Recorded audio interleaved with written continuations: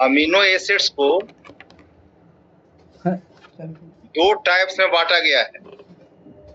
एक को कहते हैं इसेंशियल अमीनो एसिड्स, या उसे वो कहते हैं इंडिस्पेंसेबल। इंडिस्पेंसेबल का भी मतलब होता है आवश्यक। तो इसेंशियल अमीनो एसिड्स का मतलब होता है वैसे अमीनो एसिड्स जो बॉडी के द्वारा सिंथेसाइज नहीं किया जाए और इसलिए उनको बाहर से सप्लाई करने की जरूरत होती है। इस तरह के अमीनो एसिड्स को बॉडी सिंथेसाइज नहीं कर पाता है, इसलिए ये बाहर से डाइट के थ्रू सप्लाई करने की जरूरत पड़ती है। वैसे अमीनो एसिड्स को कहते हैं essential amino acids. The amino acids which cannot be synthesized by the body and therefore need to be supplied through the diet are called essential amino acids. They are required for proper growth and maintenance of the individual. बोलो essential का मतलब समझे? Yes sir. वैसे amino acids जो body के द्वारा synthesise नहीं किए जाते हैं और इसलिए बाहर से सप्लाई करने की जरूरत पड़ती है। मतलब जिन अमीनो एसिड्स को बाहर से सप्लाई करने की जरूरत पड़ती है उनको कहते हैं एसेंशियल अमीनो एसिड्स। और बाहर से सप्लाई करने की क्यों जरूरत पड़ती है? इसलिए कि बॉडी उनको सिंथेसाइज नहीं करता है। थोड़ा सा वर्ड जो है एसेंशियल और यहाँ पे नॉन एसेंशियल थोड़ा सा सुनने में दूसरे तरह का लगता है, उल्टा लगता है आप। Yes sir. इसके एग्जांपल्स हैं 10-20 अमीनो एसिड्स प्रोटीन सिंथेसिस में भाग लेते हैं, उनमें से 10 एसेंशियल अमीनो एसिड्स।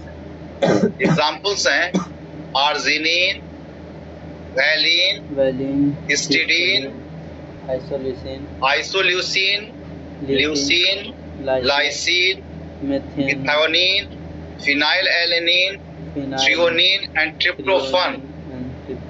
ये 10 अमीनो एसिड्स हैं जो एसेंशियल अमीनो एसिड्स इम्पोर्टेंट है, याद रखा जाए। पूछो एकदम। अब कोड 10 को याद कैसे रखोगे? कोड उसके लिए कोड है, देखो एक कोड दिए हैं। लुकिंग लंदन हिल MP TT, इस कोड को याद रखना। AB हिल MP TT, ये हो गया आर्जिनिन, B हो गया वैलिन, A भी हिल, H हो गया हिस्टिडीन, I हो गया आइसोल्यूसिन, L हो गया ल्यूसीन, L हो गया लाइसिन। हिल MP मिथायोनिन, फिनाइलएलेनिन और TT में हो गया थ्रियोनिन एंड ट्रिप्टोफन। अब यहाँ पर याद रखना कि एक T से टायरोसिन भी होता है। ऐसे टायरोसिन को रिप्रेजेंट करते हैं Y से, तो थ्रियोनिन एंड ट्रिप्टोफन वो याद। AB hill MP TT, arginine, valine, histidine, isoleucine, leucine, lysine, MP methionine, phenylalanine, TT threonine and tryptophan. वो याद किस वजह से याद नहीं हुआ? कोड याद हुआ? Yes sir. AB हिल MP TT सब टारगेट बोला। अब इनमें से दो ऐसे अमीनो एसिड्स हैं आर्जिनिन एंड हिस्टिडीन जो प्रोटीन रिच होता है। ये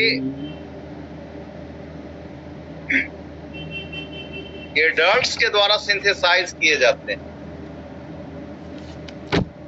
दो अमीनो एसिड्स जिनको एसेंशियल अमीनो एसिड्स की लिस्ट में रखा गया है, arginine and histidine, young condition में सिंथेसाइज नहीं किया जाता है बॉडी के द्वारा, लेकिन एडल्ट्स के द्वारा सिंथेसाइज किया जाता है। इसे इन दोनों को कहा जाता है semi essential amino acids. Semi essential amino acids. The two amino acids, namely arginine and histidine, can be synthesized by the adults and not by growing children. Hence, they are considered as semi-essential amino acids. इसका code हो गया AH। A हो गया arginine और H हो गया histidine। ठीक है।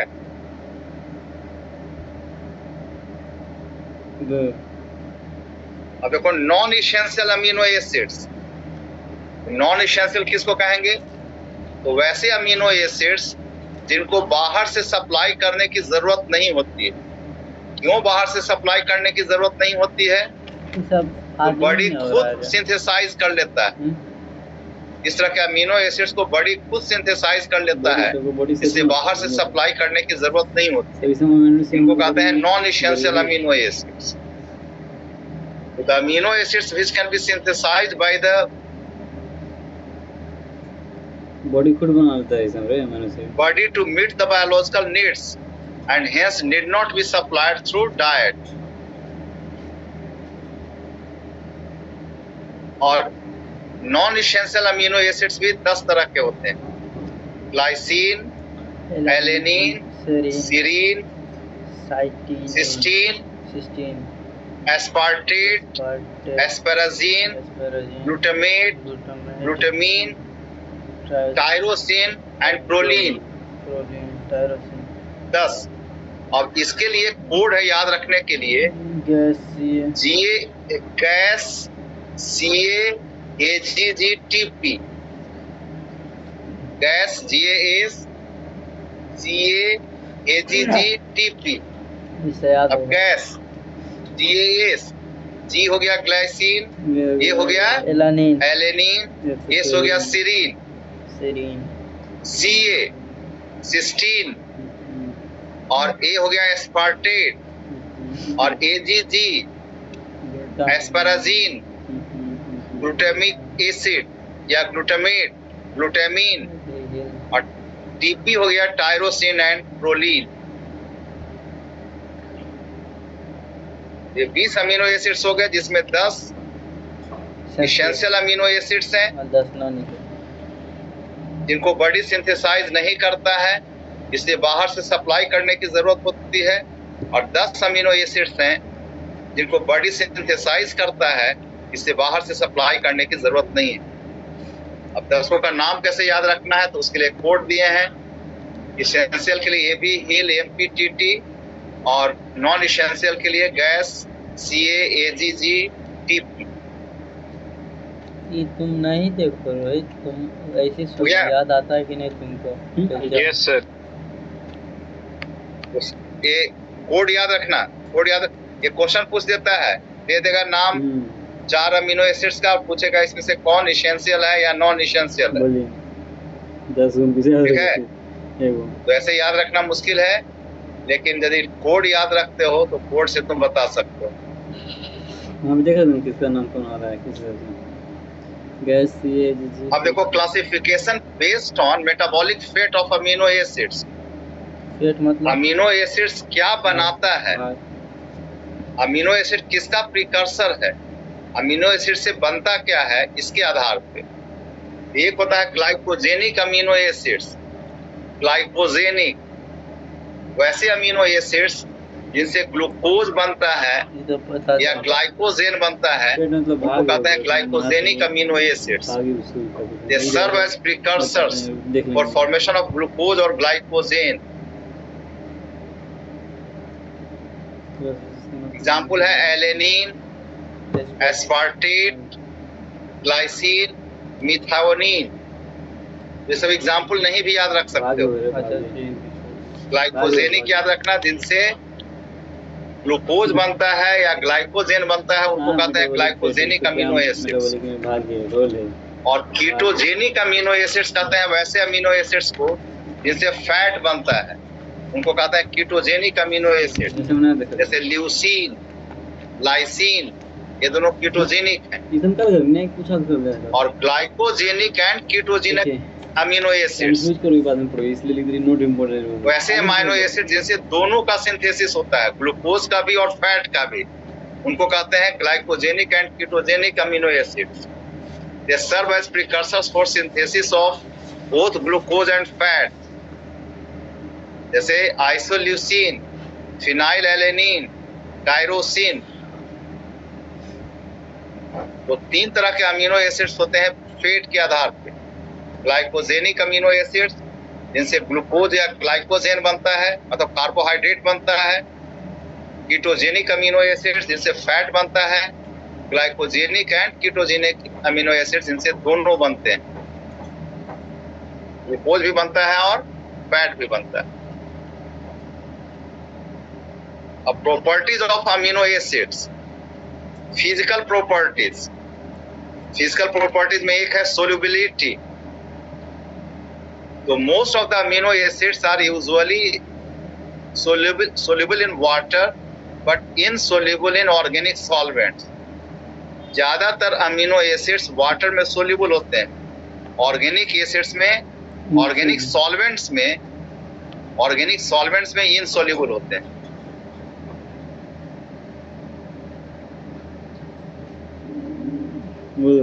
ठीक है। Melting point, amino acids generally melt at high temperature, often more than 200 degree centigrade. Amino acids का मेल्टिंग टेम्परेचर बहुत हाई होता है, 200 डिग्री सेंटीग्रेड से ज्यादा होता है। तीसरा है टेस्ट। तो कई तरह का टेस्ट होता है अमीनो एसिड्स का, जैसे ग्लाइसिन है, एलेनिन है, वैलिन है, इसका स्वीट टेस्ट होता है, मीठा होता है। ल्यूसीन है, ये टेस्टलेस होता है।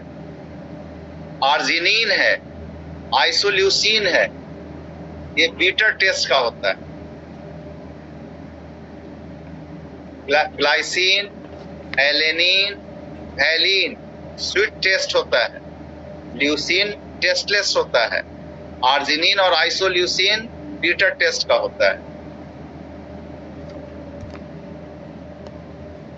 12 को हो गया और अब केमिकल प्रॉपर्टीज, ये हो गया।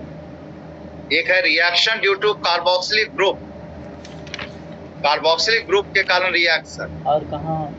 जिसमें एक है कि amino acids form salts with bases and esters with alcohol. Bases के साथ रिएक्ट करके अमीनो एसिड्स बनाते हैं सॉल्ट, जैसे COONA, सोडियम का सॉल्ट बना लिया, या अल्कोहल के साथ रिएक्ट करके बनाता है ईस्टर्स बनाते हैं, COOR। और यहाँ पे वेरिएबल ग्रुप हो गया। ठीक है। अमीनो एसिड्स बेस के साथ रिएक्ट करके सॉल्ट्स बनाते हैं और अल्कोहल के साथ रिएक्ट करके ईस्टर्स बनाते हैं। दूसरा है डीकार्बोक्सिलेशन। डीकार्बोक्सिलेशन का मतलब हुआ removal of amino group. Removal of amino group, amino acids undergo decarboxylation to produce corresponding amines. Amino acid के डीकार्बोक्सिलेशन से बनता है एमाइन बनता है। अमीनो एसिड से कार्बन डाइऑक्साइड का रिमूवल होता है तो चेंज कर जाता है एमाइन में। जैसे देखो यहाँ पर एक अमीनो एसिड है और इसका डीकार्बोक्सिलेशन हुआ, एरो दिया हुआ है ना। अमीनो एसिड के बाद एरो दिया हुआ है ना, दिया हुआ। हेलो, वहां से कार्बन डाइऑक्साइड एक निकाल दो, नीचे एरो करके कर दो कार्बन डाइऑक्साइड। जो लेफ्ट साइड में दिया हुआ है अमीनो एसिड है और एरो के बाद जो है, या कार्बन डाइऑक्साइड नहीं भी दिखा सकते, इधर लिखा हुआ है कार्बन डाइऑक्साइड, वे एमाइन है RCH COO NH3+। ये हो गया अमीनो एसिड, आयन के फॉर्म में है। और इधर हो गया RCH2 NH3 प्लस, ये हो गया एमाइन हो गया।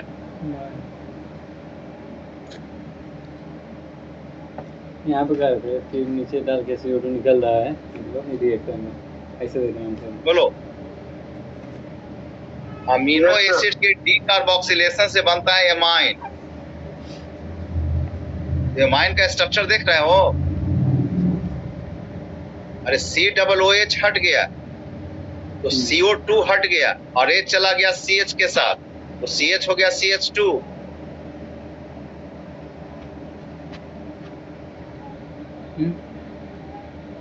बोलो, देखो इसको ठीक से।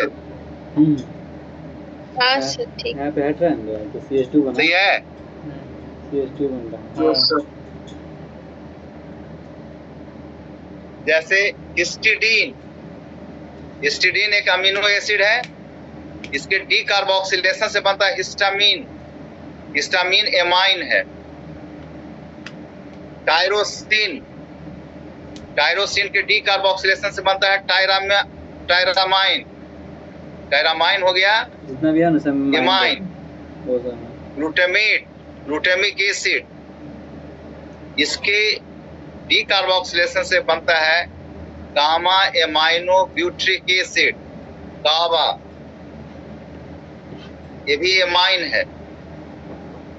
तो अमीनो एसिड के डीकार्बोक्सिलेशन से बनता है एमाइन।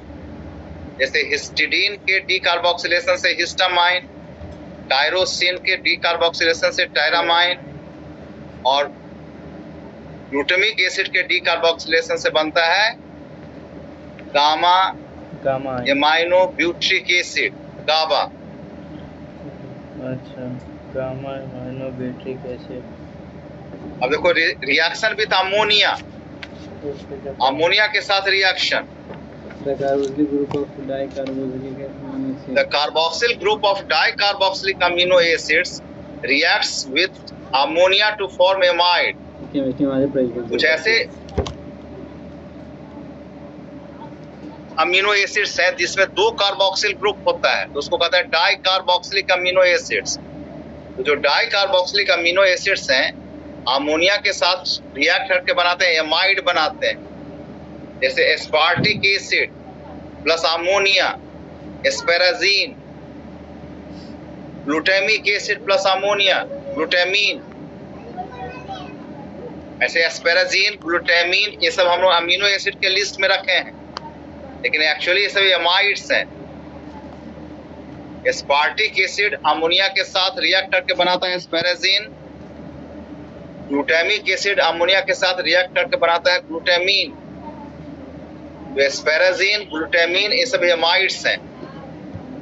अपने शुरू में था एसिडिक अमीनो एसिड में इसमें रखे हुए हैं सर, लेकिन एमाइड ही दोनों। तो अमीनो एसिड डीकार्बोक्सिलेशन से बदल जाता है एमाइन में, और अमोनिया के साथ रिएक्ट करके बनाता है एमाइड बनाता है। याद रखें एमाइड वाला।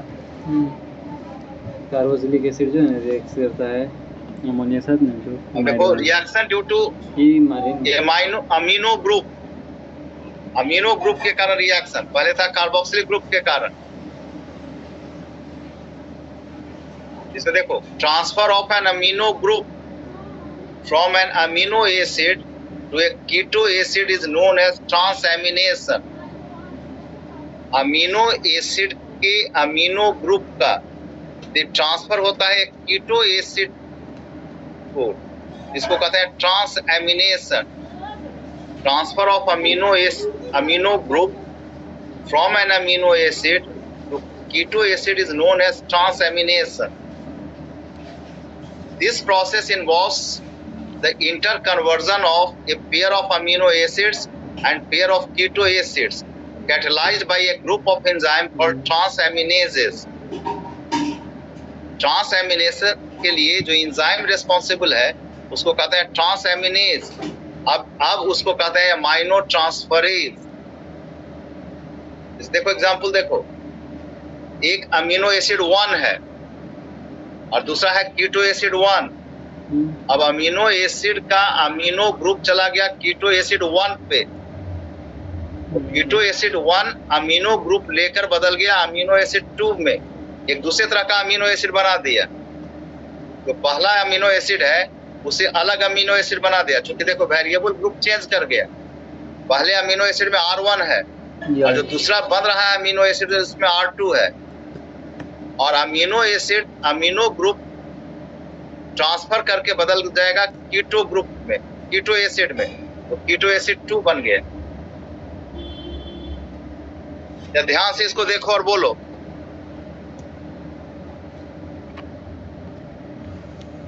एक अमीनो एसिड से अमीनो ग्रुप का ट्रांसफर होता है कीटो एसिड अमीनो ग्रुप पे, तो कीटो एसिड बदल जाता है अमीनो एसिड में और अमीनो एसिड बदल जाता है कीटो एसिड में।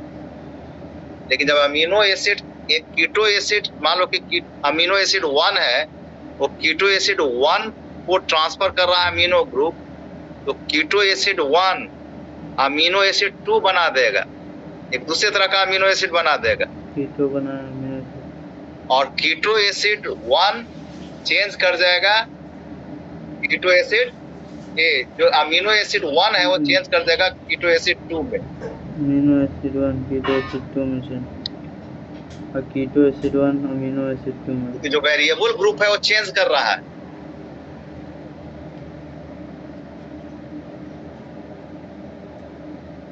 चलो सही में कोई जरूरी नहीं, कोई नहीं समझ के लंदन जी भी बोलो।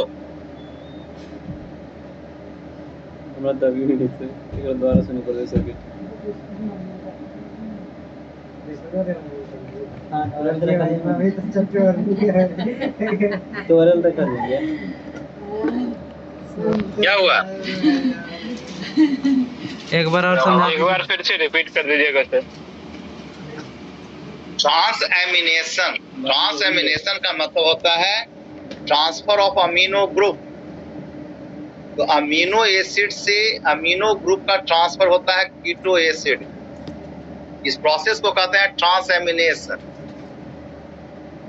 तो यहाँ पर दिया हुआ है नीचे में देखो, एक अमीनो एसिड है 1, उसमें वेरिएबल ग्रुप है R1, और कीटो एसिड 1 है उसमें वेरिएबल ग्रुप है R1। तो अमीनो एसिड 1 का अमीनो ग्रुप आ गया कीटो एसिड 1 पे, तो कीटो एसिड 1 पे जब अमीनो ग्रुप आ जाएगा तो बदल जाएगा अमीनो एसिड में, लेकिन दूसरे अमीनो एसिड में बदलेगा। तो अमीनो एसिड हो गया R2, उसमें वेरिएबल ग्रुप है R2, तो अमीनो एसिड 2 हो गया।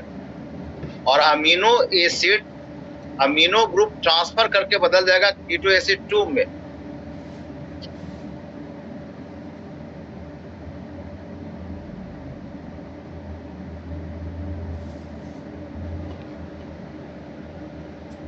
अभी भी नहीं समझ रहा है, बोलो।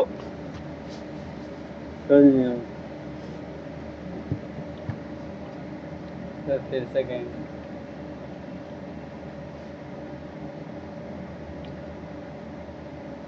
नहीं समझे? सर समझ गए।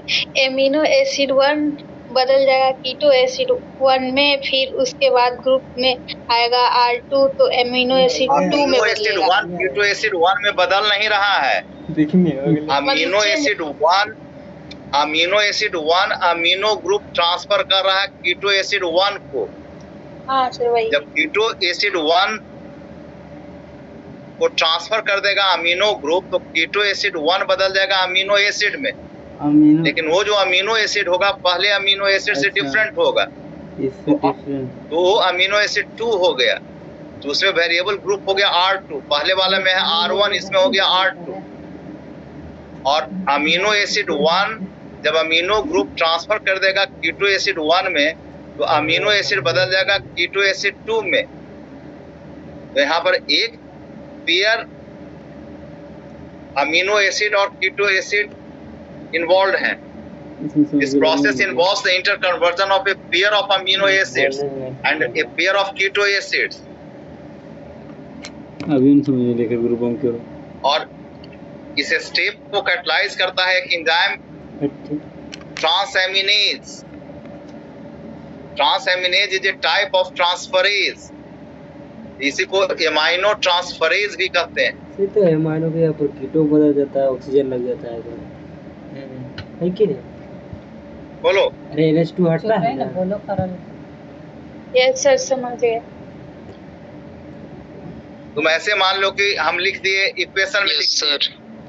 हम इक्वेशन लिख दिए amino acid 1 plus keto acid 1 dash keto acid 2 plus amino acid 2। समझिए नहीं रहे समझ रहे हो?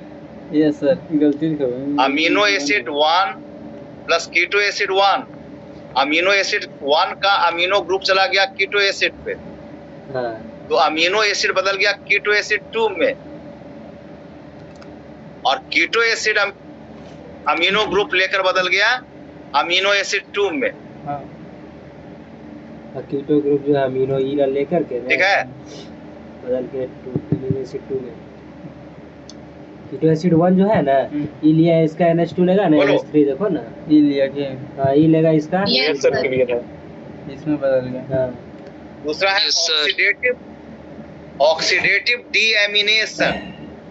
डीएमिनेशन का मतलब हुआ रिमूवल ऑफ ई अमीनो इसका ग्रुप, लेकर के और ऑक्सीडेटिव डीएमिनेशन का मतलब हुआ अमीनो ग्रुप का रिमूवल हो रहा है कपल्ड विद ऑक्सीडेशन। दूसरा रूप में oxidation plus removal of amino group, एक साथ इसको कहेंगे ऑक्सीडेटिव डीएमिनेशन। जैसे मान लो कि कहीं पे ऑक्सीडेशन होता है प्लस डी कार्बोक्सिलेशन होता है, एक साथ क्या कहते हैं? Oxidative D carboxylation. तो यहाँ पे ऑक्सीडेशन भी हो रहा है और साथ में अमीनो ग्रुप का रिमूवल हो रहा है, तो oxidative deamination it refers to the liberation of free ammonia from the amino group of amino acid coupled with oxidation.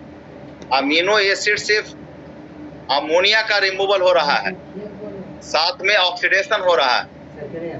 This takes place mostly in liver and kidney. देखिए बोलो कि यहाँ पे ऐसा होता है लीवर और किडनी में। The purpose of oxidative decarboxylation is to provide ammonia for urea synthesis and alpha keto acids. Oxidative deamination का पर्पस होता है अमोनिया प्रोवाइड करना यूरिया के सिंथेसिस के लिए या अल्फा कीटो एसिड्स के सिंथेसिस के लिए। अच्छा। ठीक है, जैसे देखो एल ग्लूटामेट, ग्लूटामेट का मतलब ग्लूटामिक एसिड, एक अमीनो एसिड है, उसका ऑक्सीडेशन हो रहा है। ऑक्सीडेशन हो रहा है बाय रिमूवल ऑफ हाइड्रोजन। उस हाइड्रोजन पेयर को एक्सेप्ट किया NADP रिड्यूस कर गया, साथ में अमोनिया का रिमूवल हो रहा है और वाटर का रिमूवल हो रहा है। तो अल्फा ग्लूटामेट ऑक्सीडेटिव डीएमिनेशन के कारण बदल जा रहा है अल्फा कीटोग्लूटरिक एसिड में, अल्फा कीटोग्लूटरेट में। ठीक है, और ये रिवर्सिबल रिएक्शन है। अल्फा कीटोग्लूटरिक एसिड बदलता है ग्लूटामिक एसिड में। जो टारगेट बैच के स्टूडेंट्स हैं आज ही बताए हैं कि क्रेब साइकिल के बहुत ऐसे इंटरमीडिएट प्रोडक्ट्स हैं जो अमीनो एसिड के बायोसिंथेसिस में भाग लेते हैं, और इसलिए क्रेब साइकिल को एम्फीबोलिक पाथवे कहते हैं। यहाँ पर एग्जाम्पल देखो, ग्लूटामिक एसिड चेंज कर रहा है अल्फा कीटोग्लूटरिक एसिड में, या उसी तरह से अल्फा कीटोग्लूटरिक एसिड चेंज कर सकता है अमीनो एसिड में। अच्छा, क्रेब साइकिल का एक इंटरमीडिएट प्रोडक्ट है अल्फा कीटोग्लूटरिक एसिड, वो चेंज कर जाएगा अमीनो एसिड में, ग्लूटामिक एसिड में। यहाँ पे उल्टा हो रहा है, ग्लूटामिक एसिड चेंज कर रहा है अल्फा कीटोग्लूटरिक एसिड में, और इसके लिए एंजाइम होगा ग्लूटामेट डिहाइड्रोजिनेज।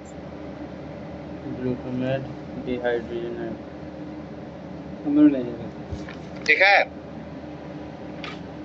बोले। Yes sir. बोलो, समझे? Yes sir. तो अमोनिया के कारण दो तरह का रिएक्शन हो रहा है। एक हो रहा है ट्रांसएमिनेशन और दूसरा हो रहा है ऑक्सीडेटिव डीएमिनेशन। अब कुछ स्पेशल पॉइंट्स लिखे हुए हैं। हम लोग जानते हैं कि 20 तरह के अमीनो एसिड्स होते हैं। Yes sir. लेकिन 21वां अमीनो एसिड डिस्कवर किया गया है सिलिनोसिस्टीन। सिलिनोसिस्टीन 21वां नंबर का अमीनो एसिड डिस्कवर किया गया है। और हर अमीनो एसिड को एक कोड करता है कोडोन। 3 बेसिस का ग्रुप होता है, उसको कहते हैं कोडोन। कितना? तो जो सिलिनोसिस्टीन है इसको कोड करता है ये कोडोन यूजीए। ऐसे यूजीए टर्मिनेशन कोडोन है, वो किसी अमीनो एसिड को कोड नहीं करता है। Selenocysteine is coded by UGA which is a termination codon, nonsense codon. उससे 22वां अमीनो एसिड रिपोर्ट किया गया है पायरोलाइसिन। पायरोलाइसिन 22वां अमीनो एसिड है। ये कोड किया जाता है बाय टर्मिनेशन कोडोन यूएजी। एस्पेराजीन ये सबसे पहला अमीनो एसिड है जिसको डिस्कवर किया गया था एक प्लांट में। प्लांट का नाम है एस्पेरेगस। एस्पेरेगस में सबसे पहला अमीनो एसिड रिपोर्ट किया गया था, उसका नाम है एस्पेराजीन। थ्रियोनीन 20 में से जो 20 अमीनो एसिड्स हैं उनमें लास्ट अमीनो एसिड 20 में से 22 में से, अब तो 22 हो गए।